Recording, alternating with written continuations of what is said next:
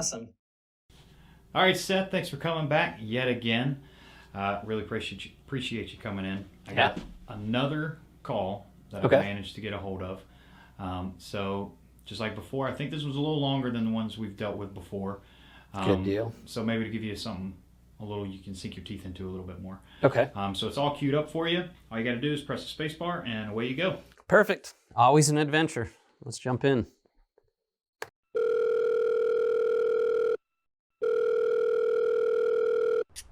Recruiting, this is how may I help you? Hey, how you doing? Hey, how you doing? I'm trying to see, yeah, I'm okay. You guys got flatbed over there? I mean, flatbed operation or what? No, we don't do any flatbed over here. Mostly just refrigerated and dry van. Oh, I see. Okay. I'm trying to get back to flatbed.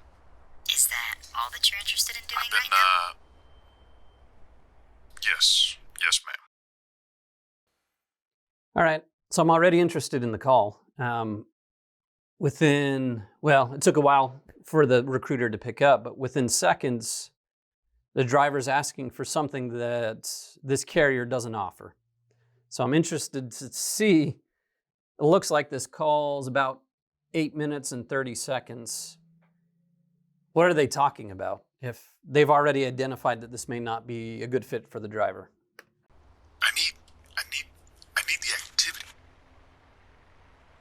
My health is just, it's not in good shape right now, so that activity is what I need. Gotcha. I need it. I just, flatbed. I've flatbedded for years. And, that's what I'm looking for right now. Okay, well, I'm sorry we don't have what you're looking for, but definitely keep us in mind for down the road. Okay. I'll call you, if I can't find anything else. But, I'm in Southern California. Got anything out here in this area? Well, I've got a regional position covering the I-5. A couple quick things here. I guess good thing for the driver asking another question, otherwise this call would be over, right? The recruiter was ready to end the call. I do think one other interesting thing was the driver said, I'm ready to get back to flatbedding or something along those lines, meaning that the driver's not currently doing that. So I definitely think there's some questions there that I'd like to uncover if I were the recruiter to better understand what the driver's been up to, why are they looking for something different. So we'll keep going and see if we get to those things. Which, that'd have you out for about 5 or 6 days at a time and then back home for a couple. And that's gonna be dry van. And now, some of that freight will be unloading, but I'm not quite sure how much. Yep. What do y'all fingerprint? Say that again? What do you pay for fingerprint? You said... I heard, what do you pay? And we pay 46 cents a mile. I know. For fingerprint. For unloading the freight. Oh, well, I think it just depends on what the freight is. All right, so we'll see what the recruiter says here. But I think it brings up a good point where, I don't know how long this individual has been a recruiter, but the driver's asking about fingerprinting a load. And it must be a term that the recruiter's never heard of before, because they were really confused what that meant. And really just means, touch freight, putting their hands on, doing some unloading. But the recruiter was pretty confused by that. So it's okay, if this was something new for the recruiter. I just hope that after the call, maybe the recruiter took a little bit of time to Google it, because it's all about speaking their language, right? And understanding who your audience is. So hopefully the recruiter afterwards looked that up to see what fingerprinting a load meant. And I guess the driver kind of explained it. So he'll probably know that moving forward, but speaking their language, I think, is really important. I'm not real sure how often you'd be doing that, but I don't think it would be very common. It sounds like you're saying you might want to be dealing with that, like, every load? Is that what you're saying? No.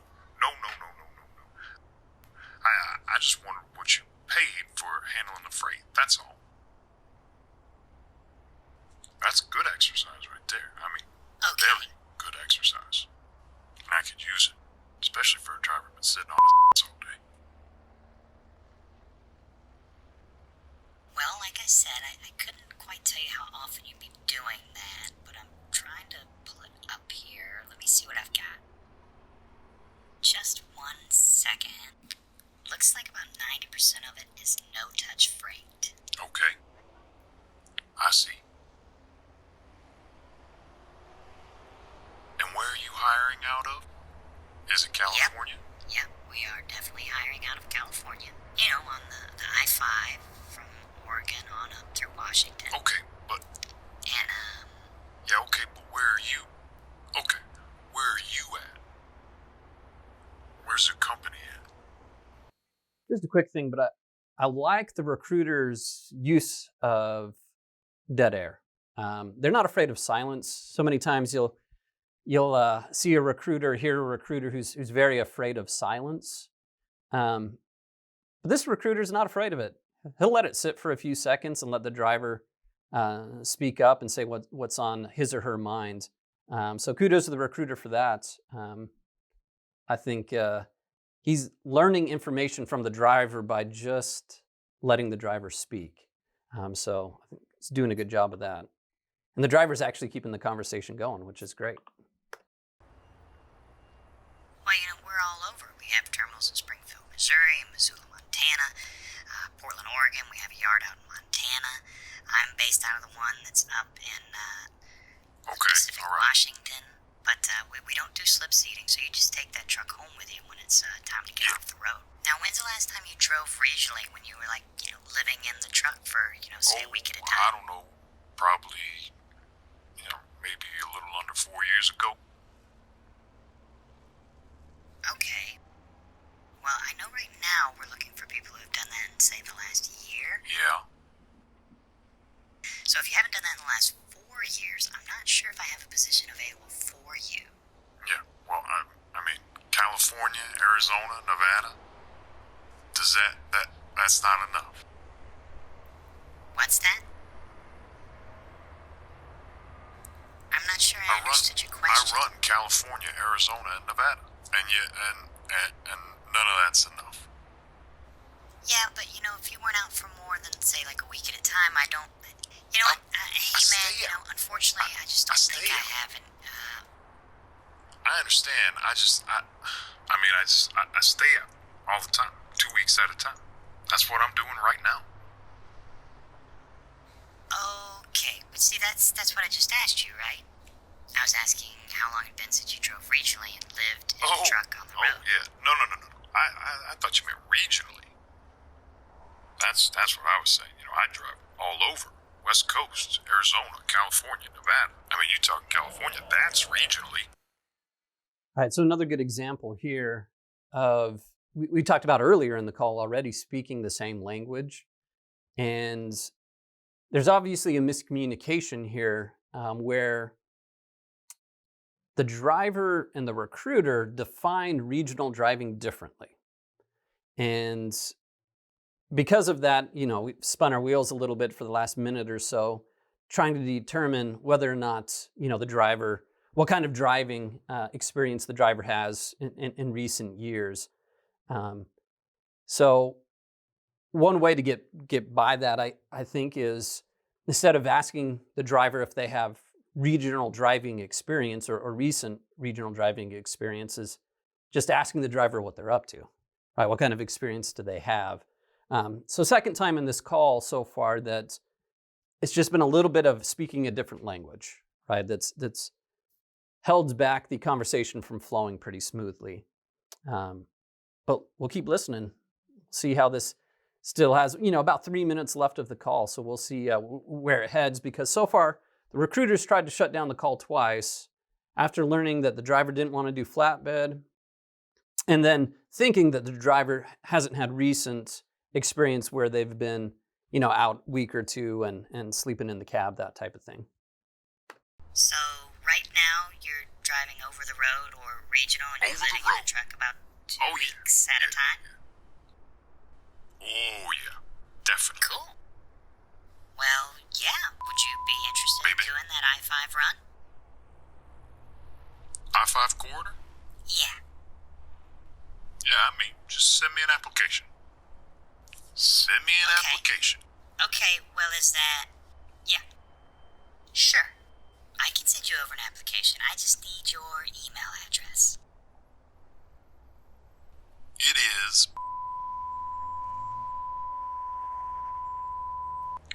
.com. Yeah, man. I mean, if you're looking for a new company, I don't know if you know much about us, but we're a great company to work for. What company are you? Okay. I mean, I've never heard of you before. Yeah, I we've don't got know. the I mean, maybe you're a good company. I don't know. on the side of You them. probably are. Oh. I think I've seen Yeah, man. those. That's us. Yeah, I've seen those. Yeah. So, besides being able to get out and be active, what else is important to you when you're looking to start with a new company? Money. All right, I love that question there. There's certain things, it's probably true for most calls where there's strengths and there's opportunities. And this recruiter does some really nice things. I think that question there was a killer question. So great job with that question. What else the driver is specifically looking for in a job. Now we're about 75% of the way through this call. And even though it's a great question, I wonder if moving that question near the front end of the call would have helped this call progress a little bit faster. So great question from the recruiter though. And the driver, I cut it off right as he was saying it, but his answer was money. So let's see where the recruiter and driver take the call next. I just want to get that 70 hours, Okay, well, Money. all right. Well, how often are you trying to I get mean, home? I don't have to go home. There's nothing at home. There's nothing for me there. All I gotta do is work. Work. I'm gonna retire in 2 years, and, until then, I just want to work. Okay. What's got you interested in switching I from mean- the company that you're at now? Another great question, right? How could this call have gone a little bit differently? Now we're still getting there, but if that question would have been moved to the front end of the phone call, I think we get to the meat and potatoes a little bit faster. Asking why the driver's switching to begin with, right? I would have loved to see that question on the front end. I think the call would have flowed very differently, I think. But great question, right? The recruiter's throwing out some really good questions here in this section of the call. Well, the money is it's up and down. It's not steady. And I want something steady, more consistent. And, it's not like that right now. Yeah. I mean, it used to Well, be, but it ain't right now. I know right now in this lane, we're needing a lot of help. The sales team has really been on it. They've grown it quite a bit, and we can get you, about 3,000 miles a week. If you want to run it real hard and work it real hard, Yeah. we've got that available for you. And you can feel free to stay out as long as you want. So now we see the benefit of good questions, which is now that we understand what's important to the driver, the recruiter can put his best foot forward to talk about why that could be a good fit for the driver. Whereas in the beginning of the call, we really weren't talking a whole lot about that. Luckily, like I said, the driver is the one who ended up keeping this call alive in the beginning. Just once again, by moving those questions to the front end, we would learn faster what's important to the driver so that we can present that information to allow him or her to make a good decision. But when do you get an application back to me? I'm headed up to Frisco as we speak. Then I go back. Then I have a 10-hour break coming. I think tomorrow when I get back. So, yeah, tomorrow. I can fill it out tomorrow. You get it out to me today, and I can get it back to you tomorrow. Yeah, I just sent Alright. that out. So if you fill that out, I'll give you a call back. Okay, you take care. All right, thanks, man. So I'm thinking about 3 big takeaways, right? I always like to try to bring it back to a few manageable things to focus on. One of them, I'll say, is we've mentioned it a couple times, speak their language, right? There were a couple instances where they just weren't on the same page and it caused some confusion, caused the call to stall a little bit. So speak the same language, right? And some of that, even if you're confused, just ask some questions to get some clarification instead of making assumptions. So that would be number one, speak the same language. Number two, love the questions. Some of those questions the recruiter used, thought they were excellent. The timing of them. Can we move those questions around within the conversation to get to the point a little bit faster, right? To make that call flow just a little bit better, to make sure the majority of the call is spent talking about things the driver cares about. And then the third one I would say is I always want to know as I'm wrapping up a call with a driver or a conversation with anybody, right, is how much time should I be investing and spending to hire this person? And I don't know that we fully understand that because it almost went full circle, almost, where the driver started off saying, I'm not interested because it's not flatbed, but by the end, they're talking about filling out an application. So to me, sound like a good driver, might have some really good experience, is willing to work hard. I'm excited about that driver and the potential of working with him. But by the end of the call, in order for me to understand how much time to follow up with them, I've really got to understand how much of a big deal the non-flatbed driving, the dry van or reefer, whatever he'll be hauling in that regional position, how big of a deal is that? So I think circling back at the end of the call to allow the driver to say, yeah, because it's not flatbed, I think it sounds interesting, but I'm going to look at other positions before I consider this one. Or the driver may say, hey, it's not flatbed, but the pay sounds good, the home time sounds good. It's something I'm really going to consider and fill out the application for. So those would be my 3 big takeaways on this call. Speak their language, ask good questions, put them in the right spot, and then by the end of the phone call, really clarify anything you need to understand how interested they really are in the position. So cool call. Parts of it were slow moving, but by the end, I think we got some good things out of it. So what do you think, Josh?